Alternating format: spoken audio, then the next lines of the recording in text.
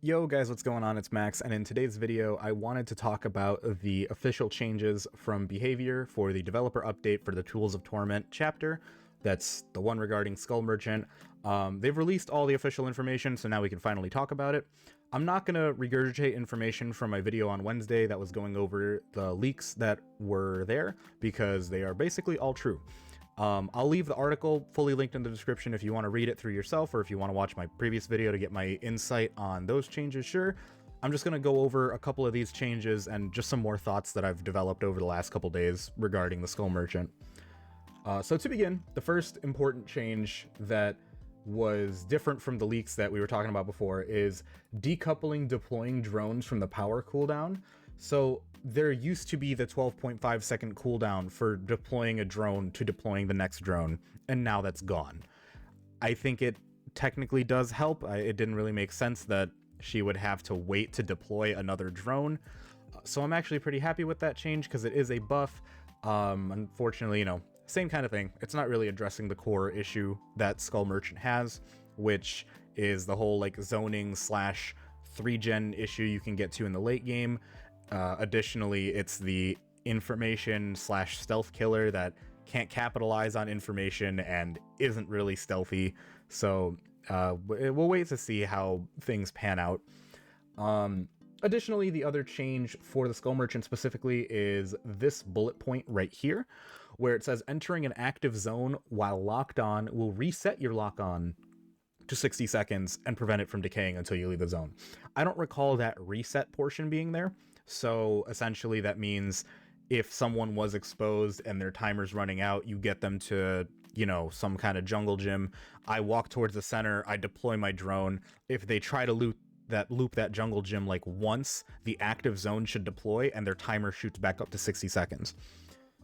In my opinion, it's a buff. Absolutely. We're not going to deny anything's a buff, but it's on a very strict conditional that someone got exposed from your drones, which in my opinion shouldn't really happen.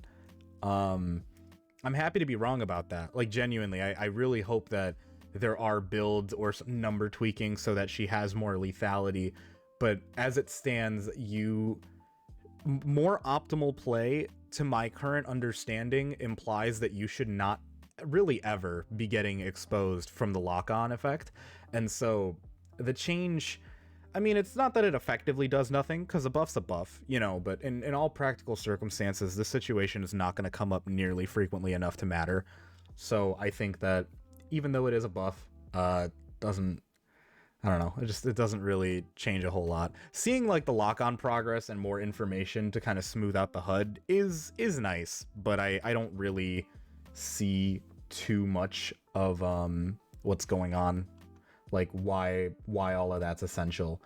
Additionally, looking at this claw trap going up, she'll now move faster. This was the tangible buff that we were talking about.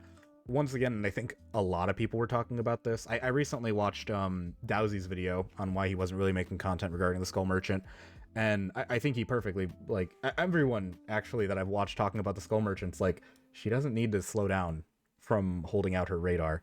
Granted, if you're holding out the radar, you can't M1, which is absolutely fine, and I guess they want to make it so you're not just constantly holding up your radar at all times before you swing, but it kind of gives me I don't know, because I've only literally played Pyramid Head's kind of my similar comparison, where you would slow down when you're trying to drag your sword in the ground, but the reward was trying to get that skill shot and hitting somebody.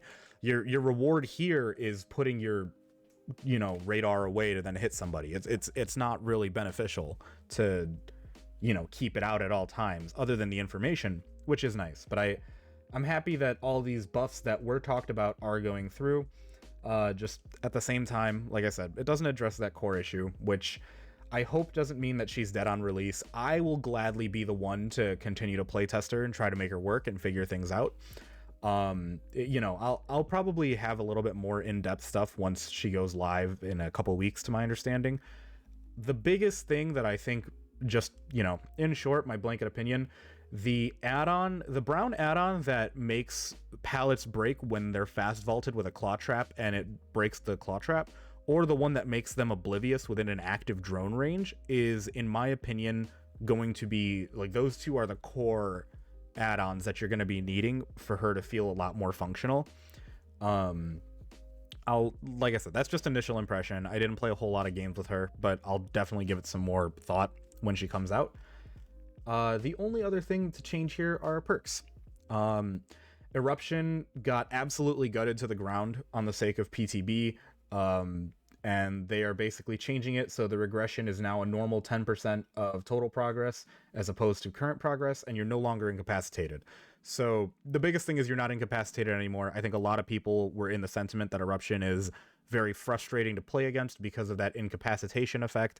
It's really hard when you're not queued with everybody or on comms to know when I need to get off of a generator. The only times I've successfully dodged Eruption is when I have eyesight of the chase and I'm watching the lunge or I'm watching the power to get off the gen. Otherwise, I get hit by it. And it's, even if I have the aura reading of, like, you know, Kindred and I see where the survivor's running kind of nearby a hook, it's like, sometimes you still just have a really hard time predicting it. So I'm happy they got rid of the incapacitated. Keeping this gen regression, I think, makes the perk okay. I don't know if it's going to be meta, but definitely still good slowdown.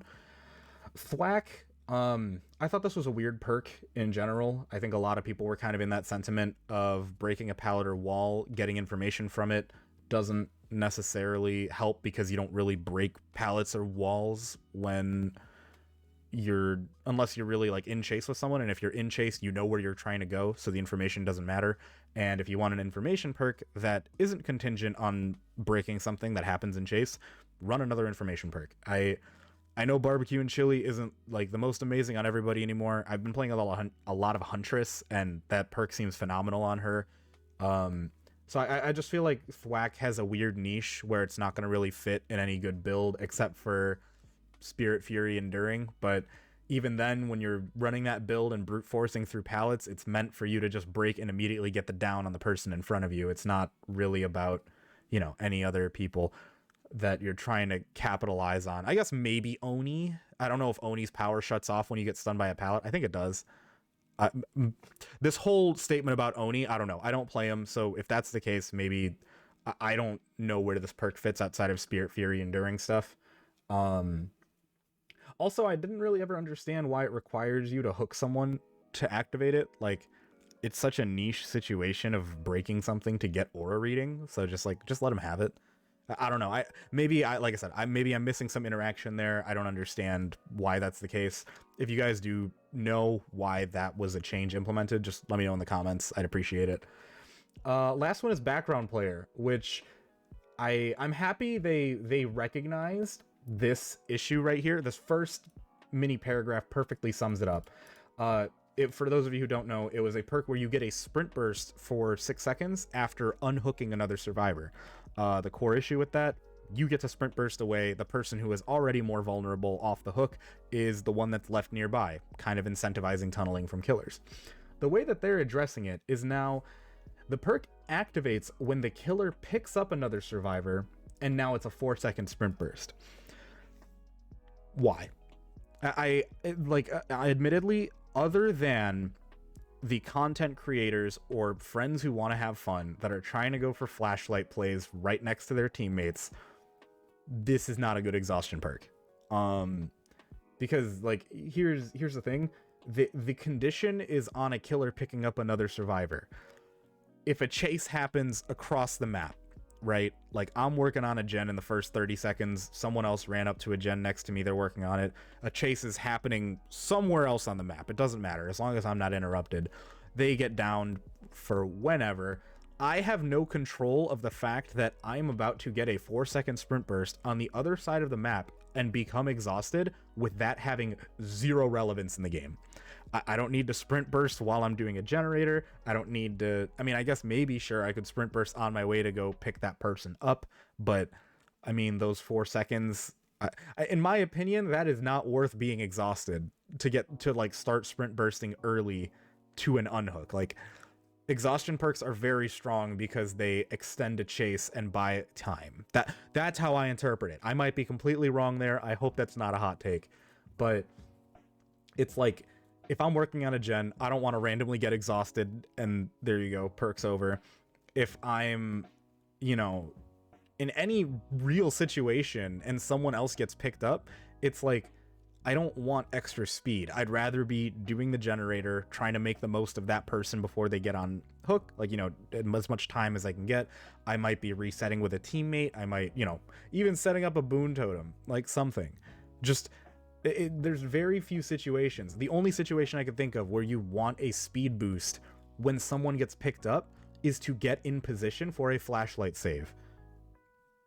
I mean, sure, I think people might get annoyed by that. I personally don't get annoyed by people bringing flashlights. It's one of the weaker items you can bring. If people want to have fun going for flashlight saves, they're not on generators, they're not resetting teammates. I mean, technically they are. They're regaining the health state from the down, but they're not doing gens. The game's just going to go longer, and, you know, I think it's pretty safe to assume the longer a game goes on, the more in favor it is for the killer. So if people run background player, it's to have fun in the game with, you know, flashlight plays, and as a killer, I have no reason to worry about someone bringing this perk. As a survivor, unless I'm trying to go for those highlights, there's no reason for me to be running this perk. So I'm happy they addressed the whole background player incentivizing tunneling. This now incentivizes nothing in particular, except, in my opinion, just bad gameplay. But yeah, I mean, it's like, I think the perk is cool because there's absolutely, like, when I'm trying to get highlights with my friend, we were trying to do some, like, 99ing a sprint burst with, you know, a flashbang and trying to go for fun plays like that. So rather than doing an exhaustion perk of sprint burst, this is perfect. Like, especially, you know, also the other part too, not just flashlight plays. If you're going for like a breakout build, like sabotaging for somebody else, this is awesome. You know, getting the extra speed boost to kind of break it, like run to the hook that they're going to go for. So that's awesome. That's it. That's actually all the changes. I think the perk changes are all beneficial. Eruption, I think, like I said, this number could even go up as long as they weren't incapacitated, because the explosion combined with being incapacitated meant that the gen regressed more. I think maybe I'm completely wrong, but I, like, mathematically, I think if the initial explosion was 10% and it's regressing and I can't do anything about that, it's a lot more than 10%, or it's at least a little bit more, and the effective time that it wastes goes up, because not only am I incapacitated for some time, but I need to go back to the gen. These perks aren't too crazy, and ultimately, like I said, the Skull Merchant, nothing that they've really talked about seems to address that core issue. She doesn't have a different Mori. It doesn't seem like the chase music's being changed or anything, which, in my opinion, just seems like this official release on March 7th is going to result in a killer that feels pretty rushed, lackluster, like, and I think Dow's even phrased it like a jack of all trades, master of none. I think that was a phenomenal way to phrase it. Every component of her kit, either zoning, stealth, or lethality from being exposed, there's just other killers that do it better. I will gladly give her my fair attempt. I will do my best to try and play her.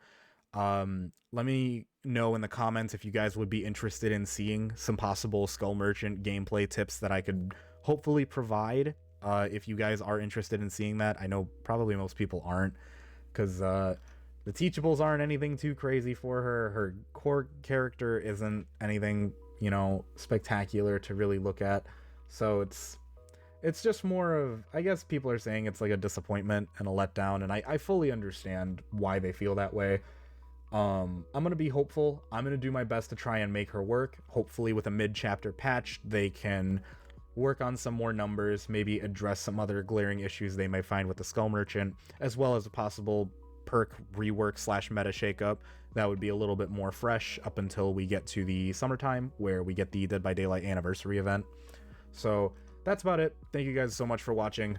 I do stream live Tuesday through Friday, noon to 2 o'clock, so if you're watching this video, you'll probably be able to catch me next week on Twitch. Feel free to jump into the Discord, linked in the description below, or hit me up on any of my socials. I'd love to talk with you guys about whatever. Hopefully I can get my Discord to be a bit more active. I know I got a couple people from the YouTube community jumping in, as well as a Twitch chat, which was super nice.